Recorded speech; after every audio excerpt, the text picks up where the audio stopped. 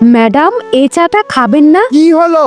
আমি তোমাকে বলেছিলাম না, আমার স্কুল ফ্রেন্ড শিখা ও বাইরে ছিল, ও এসেছে, তাই দেখা করতে যাব। ঠিক আছে, যাও। শান্তি, আমাকে চা খেতে মানা কেন করলি? মেম সাহেব, সাহেব আপনাকে ধোকা দিচ্ছে। শান্তি, নিজের লিমিটের মধ্যে থাক, লিমিট ক্রস করবি না। মেম সাহেব, আমি কেন সাহেবের সম্পর্কে এসব বলবো, কিন্তু যেটা সত্যি আমি সেটাই আপনাকে বলছি। আপনি যাওয়ার পর সাহেব এখানে তার গার্লফ্রেন্ডকে ডেকে আনে। আচ্ছা, আমি নিচে কারে বসে আছি, যখনই ওর গার্লফ্রেন্ড আসবে আমাকে ফোন করে ডেকে নিবি।